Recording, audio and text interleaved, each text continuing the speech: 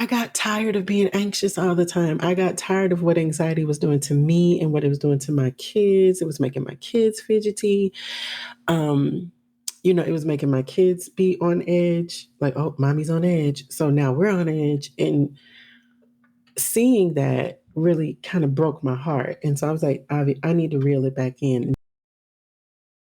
Calling all professional neurodiverse mamas seeking to reclaim their time, energy, and focus.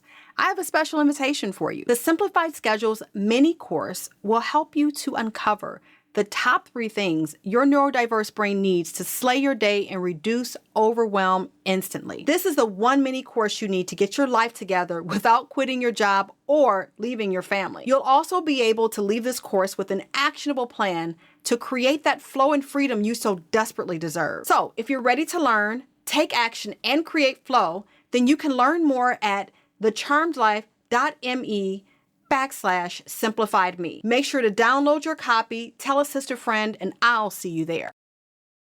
Welcome to We Ain't Normal. My name is Charmaine Fuller, and I'm an everyday mom sharing how I navigate my ADHD brain. Each week, we share tools, inspiration, and resources to help you uncover how to reclaim your time, energy, and focus. So thanks for hanging out with me today. Now on to our show. What's up, everybody? Welcome back to the We Ain't Normal show.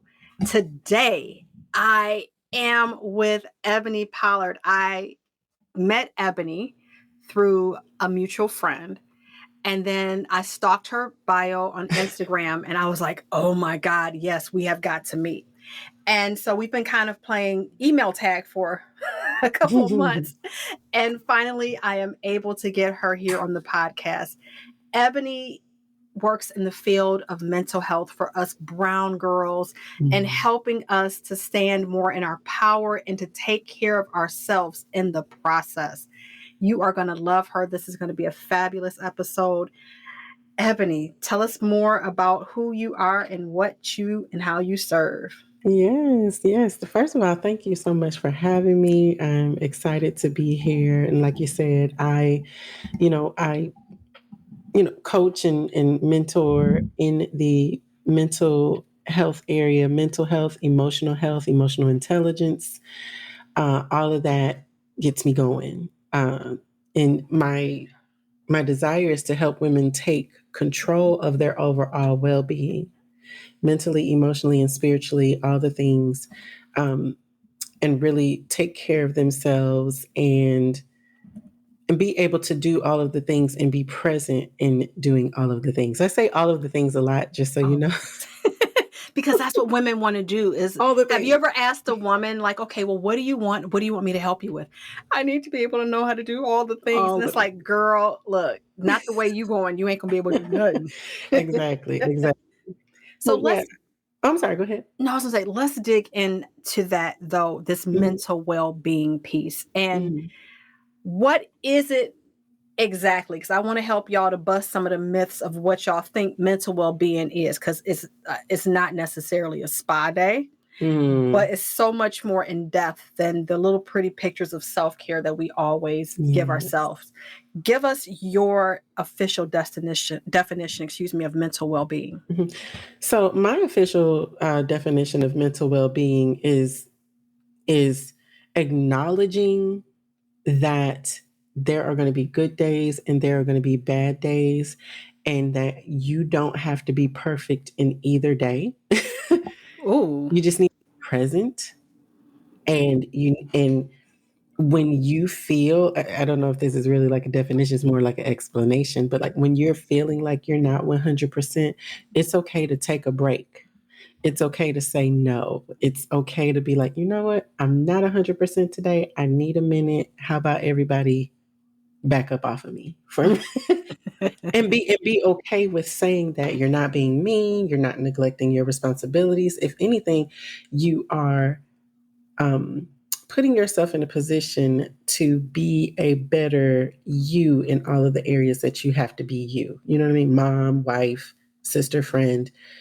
When I know that when I'm reaching my limit, I have to go off by myself as much as I can, because I'm a currently, I like to say currently single mother. because I ain't gonna be for long. But That is not the calling that God has for that your is, life. yeah, yes. But so I try to get as much time as I can to myself because I have to pour back into myself so that I can pour out into the people, places, and things that matter most to me. Yeah. You know what I mean? So does that kind of? That makes sense. So what I got out of that is not perfect, but present. Yeah. That's what I got out of that. Not perfect, but present. And that's hard to do. I don't want to say it's hard to do because nothing is necessarily easy or hard. It just is. Mm-hmm. But it's not the cleanest thing to do in this day and age is to be present Mm-hmm. because I don't know if you touch on this in your book, but even when the way I feel your energy is that even though you're saying wake up, eat, and roar, Mm-hmm. I feel like a sense of ease yet urgency Mm-hmm. and a lot of feminine flow to it. Mm-hmm. So the messages that we get aren't necessarily to be present. It's to go, go, go, go, go, and to be in this masculine Mm-hmm. space of turn it around, get it moving, go, go, go, go, go. Mm-hmm. And it has to be intentional for you to want to be present. And to even know that you're not being present. Like, how Mm-hmm. can women tell if they're not even being present? Because I think a lot of people think they are, but Yeah. they're really not. That's a good question. I know, I don't think that, I mean, now that you're asking the question, I can kind of think about this. I know that I'm not being present when I'm starting to feel anxious. And because when I get anxious, I'm like, okay, okay, all right, and I have to reel myself back in because if I don't, I will go off on a tangent. I will, in my mind, and I will start, I kind of retreat in my mind and then I start doing busy work and fidgety things. You know Yes. what I'm saying? Oh, And like, that's I'm a like, good ooh, one. I got to go do the dishes. And I'll like go wash a plate. And then, ooh, I forgot that I didn't vacuum the rug in the living room. Let me go do that. And then I'll come back to these dishes. And then I'm everywhere. And then But I'm fussing at nowhere. the kid. And nothing's really getting done. And then the kids are asking for stuff and I'm yelling at them because I'm not checking my anxiety. I'm not taking a minute to breathe and reel it back in. So that's how I would say, now that you've asked the question, that's how I know I'm not being present.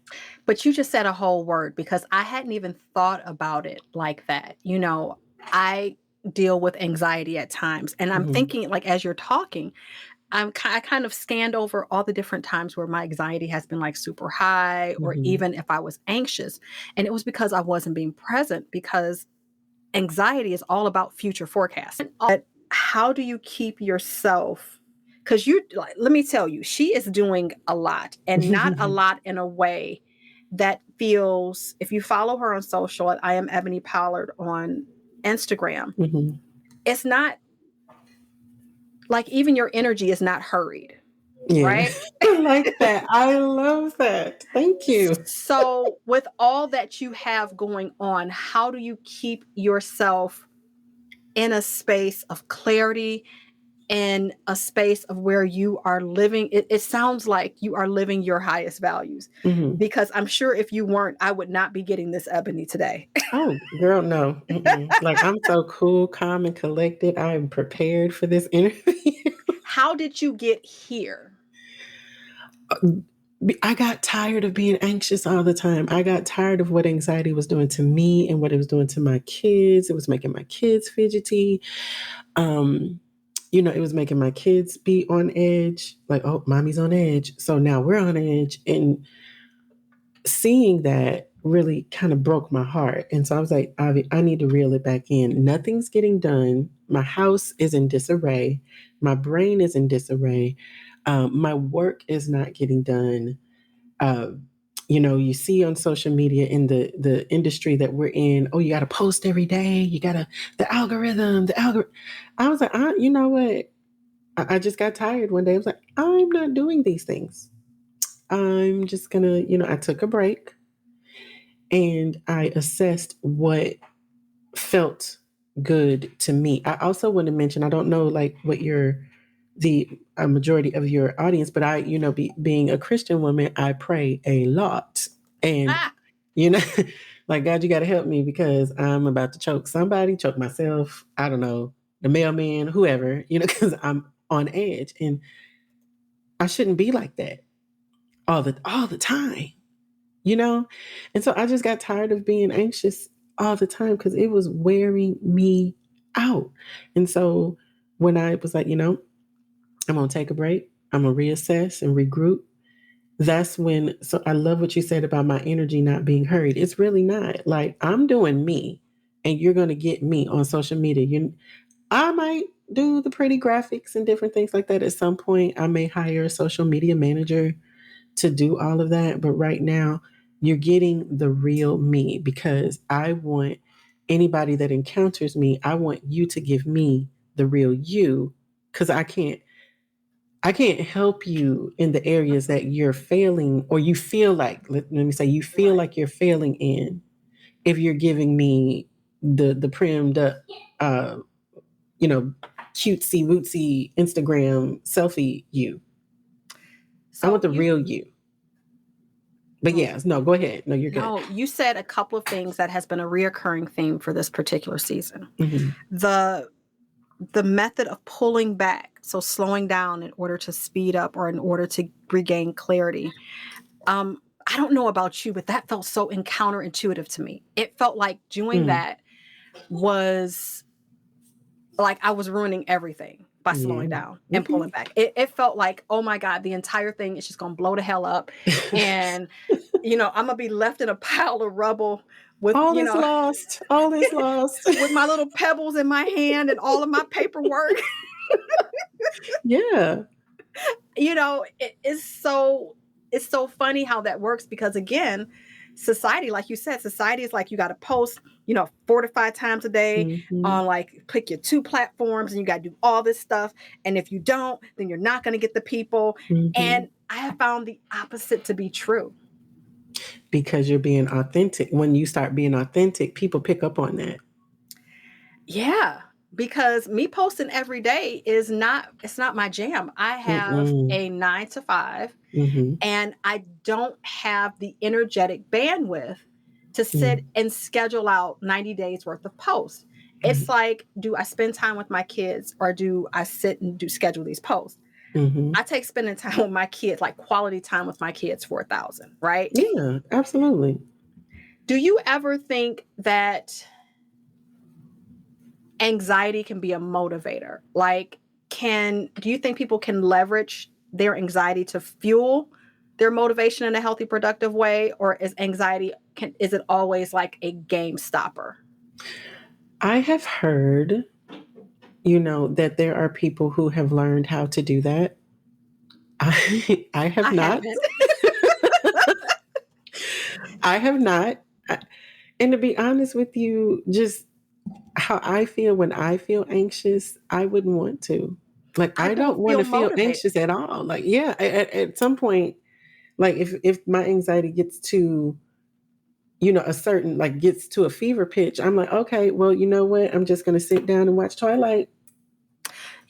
I've explained it to my husband. I said, having anxiety is like being on a train that's like a bullet train. And then somebody steps in the middle of the tracks and you now have to stop. The train is not going to stop cleanly. Like, it's going to be cars like flipped over. It's going to be fire. Yeah, it's going to be just a catastrophe. It's going to be an extremely chaotic experience. And like, you feel in anxiety, I know for me, you feel like you're on this little wheel and you're going and you're going and you're going and going. And that if you, like I said, like if you stop and pull back, like when you have anxiety, that's why stopping and pulling back is actually the best thing for you, even though it's like the scariest thing for you, because it actually allows you to slow the train down, get them cars in order, maybe even get some gasoline and, and take a break to get a tune, whatever, versus continuously going. Because you're going, and I mean, the thing is, if you're going, you're eventually going to go into burnout. And and I've been there before too, where there was a period of time where I just could not get out of the bed, except to take care of the kids. Like, I get out of the bed. Okay. I got to feed them. Like, I literally went into autopilot, and only did what Like the bare minimum, feed the bare kids, minimum. clean the kids, but that was it. Anything else, can't do it. And if you find during those times, like I've had extreme burnout, Mm-hmm. and burnout is kind of one of those things that it doesn't always go away. It's just that you learn that when life is shifting, how to put Mm-hmm. things in place before you get there all the way, Mm-hmm. because as long as you're growing, there's going to be moments of stress. But like you, I discovered I didn't feel like doing anything. So Mm-hmm. then the 2 weeks that I didn't want to take off to rest, guess what? Now I'm taking them off anyway. Right.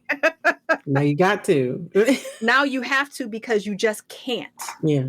And that's the only way I can explain it, is that you just can't. The only thing you can do is keep on your pajamas and lay in bed and think about kind of all the things that you could be doing right after this next episode of. I mean, yeah, pretty much. And it's like, before you get to that space, seeing if you can pull back. Mm-hmm. One thing, like I said, one thing I do, I breathe. I just take a moment to breathe. I pray.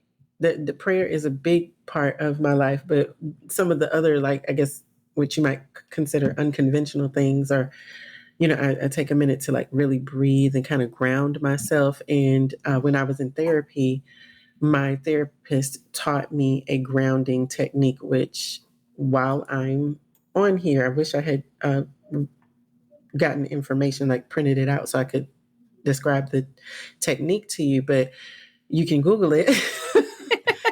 It's literally called grounding. And she would walk me through the process. It's like you just close your eyes and kind of think about what before you closed your eyes, think about one thing that you saw, one thing, what can you taste in this moment? What can you smell? What can you hear? So it's getting you to think about something other than what is causing the anxiety. Another thing I do, which, it might be unconventional or whatever, but I will have a dance party. I'm like, okay, I got to get up. I have to dance. And I will put my earplugs in, or if the kids are not home, I'll turn my Bluetooth speaker on, and I will literally just dance to either my favorites playlist. I have a praise and worship playlist, or I might have my trap music playlist, depending on my mood, and I just dance it out. Like, I think I call it, it's not 30 seconds. I call it a 30-second dance party. I got that from Grey's Anatomy, like way back in the day. Meredith and her friend, that the Asian woman. Oh, I know you're talking Yeah, about. they called it a 30-second dance party, and they would dance it out. So I will dance it out. And it literally is like, I'm getting, like when you tell the kids, oh, let's get the wiggles out. I'm getting the wiggles out. So the things that, and again, everybody listening, this is the reoccurring theme. Simplicity. Everything that you've just said, Ebony, is simple to do. Super simple. Breathing. You can look up either box breathing or grounding breath, like Google those. There are YouTube videos for it, all types of fabulous stuff. Prayer is another one, because again, it takes you out of your head and gets you silent and still and just present. And then the dance party, most definitely, because when you move, it changes how it changes the physiology of your body, and how you're just interpreting things. But yeah, that grounding breath, where it's like, what am I hearing? All of those things are like so simple, but they will help you to manage that anxiety. Yeah, absolutely. Absolutely. Ebony, this has been a fabuloso episode. And noticing just how directly connected your motivation is to how not present you are, AKA how anxious you are, and ways that you can support yourself and ways that you can go and get support, as you move throughout this journey of life. Where can they find you in these social media streets? So you can definitely find me on Instagram at I am Ebony Pollard, EBONY POLLARD. I'm sure you'll have that. Yes. Out there. And then also, if you go to my Instagram, in my bio, there's my link tree link, and that'll just have all the links to me, including my website, which is ebonypollard.com. So you can find me there, find me on Instagram. Either way, that's how you can connect with me and get to all the things. Again, I told you I say all the things a lot. All the things. But here's the thing. You can do all the things. You just can't do them all at once. And sometimes you just can't do them all of yourself. Exactly. and that is okay. And that is okay. Well, thank you so much. Oh my God, I love your energy. Thank you so much. This was just wonderful, wonderful. I hope you enjoyed today's episode and it freed you to see your life a bit differently. Make sure to check out those show notes in the description for a full rundown of today's episode with all the important links and resources. If you want weekly exclusive episodes with me personally, make sure to sign up for my Simplify My Life newsletter. I'd love to know what you enjoyed about this episode, so leave a review to let me know how I can continue to support you. So Mama, I want you to know, you're doing much better than you think. You're further than you believe, and you're worthy to have it all. So until next time, stay weird and keep doing you, babe. Coming up next time on the We Ain't Normal show.